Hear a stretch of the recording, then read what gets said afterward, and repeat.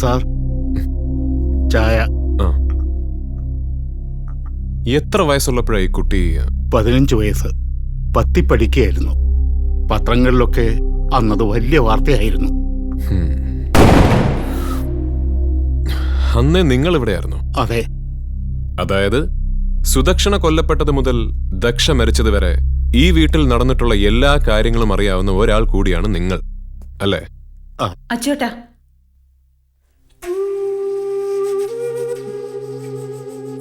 എനിക്കറിയാവുന്നതിനേക്കാൾ കൂടുതലൊന്നും അച്ചോട്ടൻ അറിയാൻ വഴിയില്ല സാർ. എന്തു വേണമെങ്കിലും സാറിന് എന്നോട് ചോദിക്കാം. ഓക്കെ. സ്വാഭാവികമായും എനിക്കറിയേണ്ടത് ദക്ഷയെക്കുറിച്ചാണ്. എന്തായിരുന്നു അവൾ? അല്ലെങ്കിൽ എന്തിനായിരുന്നു അവൾ? ഇതിൽ ആദ്യത്തെ ചോദ്യത്തിന് ഉത്തരം തരാൻ ഒരുപക്ഷെ എനിക്ക് കഴിഞ്ഞേക്കും. എന്റെ ഭർത്താവ് ശിവദാസ് ഒരു ആക്സിഡന്റിൽ മരിക്കുമ്പോൾ ദക്ഷയ്ക്ക് 6 സുദക്ഷണയ്ക്ക് 12 വയസ്സായിരുന്നു പ്രായം. അന്ന് ഞാനും അദ്ദേഹവും ഒരേ കോളേജിൽ, ഒരേ ഡിപ്പാർട്ട്മെന്റിൽ അധ്യാപകർ.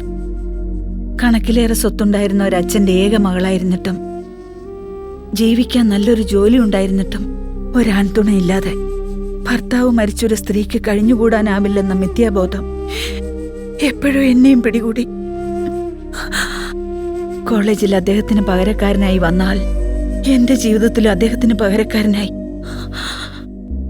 അവിടെ മുതൽ എനിക്ക് പിഴച്ചു തുടങ്ങിയിരുന്നു. ലോകത്ത് പെണ്ണായി പിറന്ന എന്തിനേയും ദുഷിച്ച കണ്ണോടെ മാത്രം നോക്കിയിരുന്ന ഒരു നെറുകെട്ട മനുഷ്യൻ സ്വന്തം മകളെ പോലെ കാണേണ്ടിയിരുന്ന എന്റെ സുദക്ഷനെ ദക്ഷയുടെ കൺമുമ്പിൽ വെച്ച്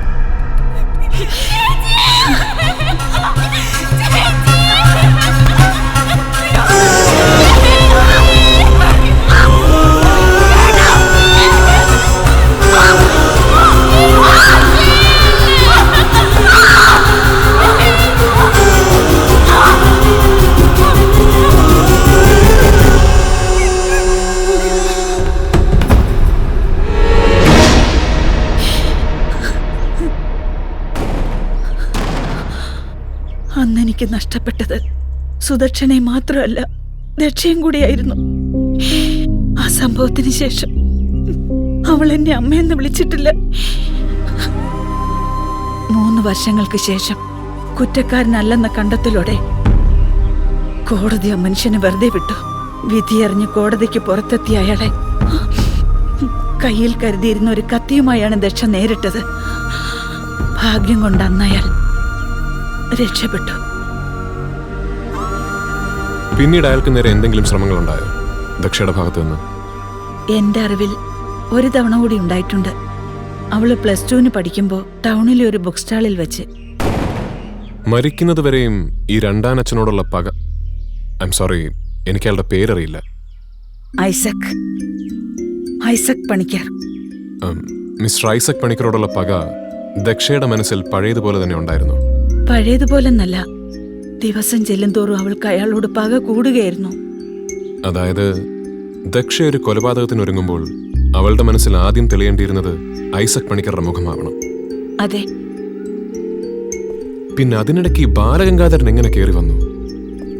ദക്ഷയ്ക്ക് അയാളോട് ഇത്ര പക തോന്നാൻ എന്തായിരുന്നു കാരണം? എനിക്കറിയില്ല സർ. പക പോയിട്ട് ദക്ഷയ്ക്ക് അയാളെ പരിചയം പോലും ഇല്ലെന്നുള്ളത് എനിക്ക് ഉറപ്പാണ്.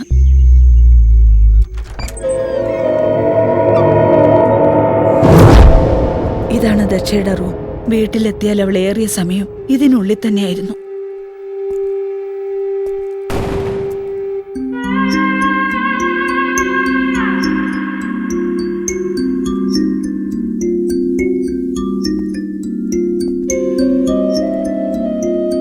ഈ സിസ്റ്റം ദക്ഷയുടേതാണോ? അതെ. Can I? Please.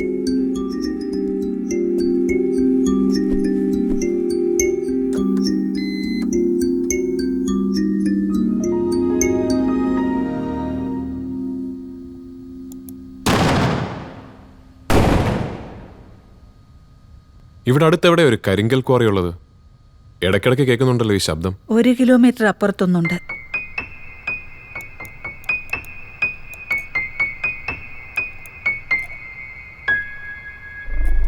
weaponsworld.com, firearmblog.com, totaldestroyer.com,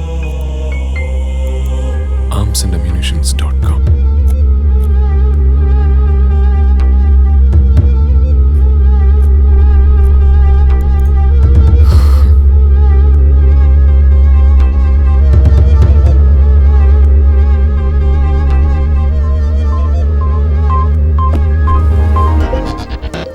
മരിക്കുന്നതിന് മുൻപോ പിൻപോ ദക്ഷയല്ലാതെ മറ്റാരെങ്കിലും ഈ കമ്പ്യൂട്ടർ യൂസ് ചെയ്തിട്ടുണ്ടോ? ഇല്ല, ഇത് അവളുടെ മാത്രമായിരുന്നു. ഓക്കെ. എന്താ സർ, എന്തെങ്കിലും കുഴപ്പം? ഹേയ്, ഒന്നുമില്ല. നത്തിങ്. ഈ അച്യുതൻ നായരല്ലാതെ ഇവിടെ മറ്റാരുമില്ലേ സഹായത്തിന്? കുക്കിങ്ങിനും അകമ്പണിക്കുമായി ഇവിടെ അടുത്തുള്ള ഒരു സ്ത്രീ വരും. പറമ്പിൽ എന്തെങ്കിലും പണിയുണ്ടെങ്കിൽ ഒഴിവുള്ളപ്പോ അവരുടെ ഭർത്താവ് വന്ന് ചെയ്യും. അയാൾക്ക് ക്വാറിയിലാണ് സ്ഥിരം പണി. എന്താ അയാളുടെ പേര്? കേളു.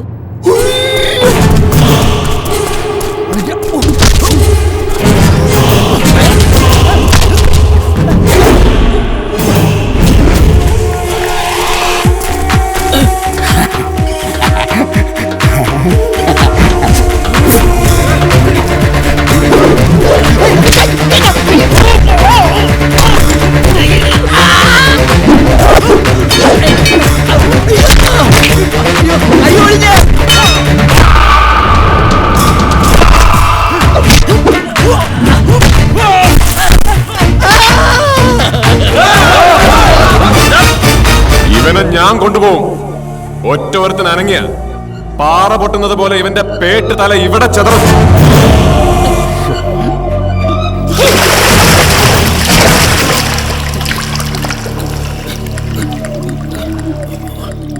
ബാലഗംഗാധരനെ കൊല്ലാനും അതിലൂടെ സ്വയം ഇല്ലാതാകാനും ദക്ഷ ഉപയോഗിച്ച ബോംബിൽ 40% അടങ്ങുന്നത് ഗൺ പൗഡറാണ്. അതായത് പാറ പൊട്ടിക്കാനും മറ്റും ഉപയോഗിക്കുന്ന നല്ല നാടൻ വെടിമരുന്ന്. ഇവിടെ എനിക്കറിയേണ്ടത്, കേളു ദക്ഷയ്ക്ക് കൊടുത്തത് വെറും വെടിമരുന്ന് മാത്രമോ, അതോ വെള്ളാരം കല്ലും അലുമിനിയം പൗഡറും കുപ്പിച്ചില്ലും ചേർത്തുണ്ടാക്കിയ 2 കാറുകൾ പൊട്ടിച്ചെതറാൻ മാത്രം പ്രഹരശേഷിയുള്ള ഒരു റിമോട്ട് കൺട്രോൾഡ് ബോംബോ?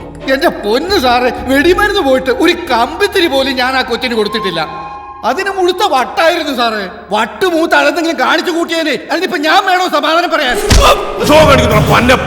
നീ പോലീസുകാരോട് നോ.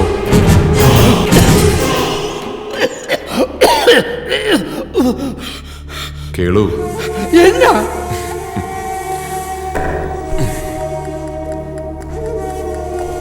നീ ഇതുവരെ പ്രതിയായതുപോലെ അടിപിടിയും കള്ളവാറ്റൊന്നും അല്ല കേസ്.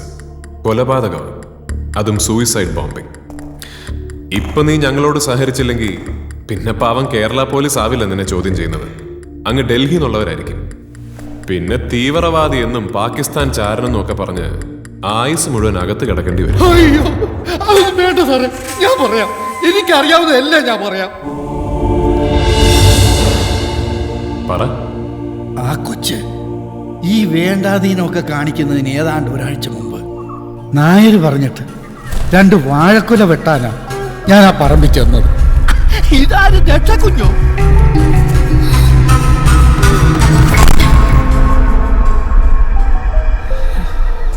ഇന്നലെ ജംഗ്ഷനിൽ വെച്ച് ഞാൻ വിളിച്ചപ്പോ താനെന്താ കേൾക്കാത്ത മട്ടി പോയത്?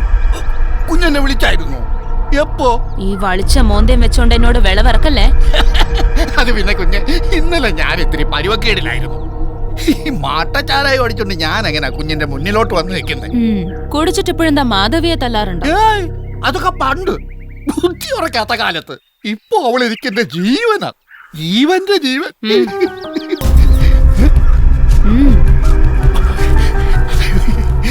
അയ്യോ, ഇത്രയും കാശ് ഒരുമിച്ച് കിട്ടിയ ഞാൻ ചിലപ്പോ വയററിയാതെ കുടിച്ച് അവളെ പിടിച്ച് തല്ലിയെന്നിരിക്കും. ഈ കാശ് അതിനൊന്നും അല്ല.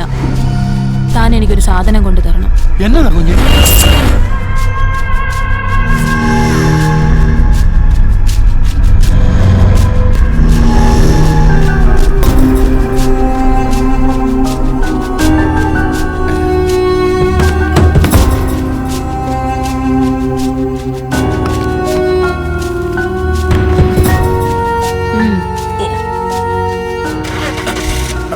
കുഞ്ഞ്, എന്റെ അങ്ങേ അവളും മൈത്രി കൊച്ചമ്മയൊന്നും ഈ കാര്യം അറിഞ്ഞു പോകരുത്.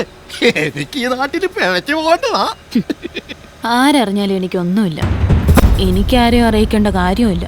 സൂക്ഷിക്കണേ കുഞ്ഞേ, വെടിമരുന്നാ. ഹും.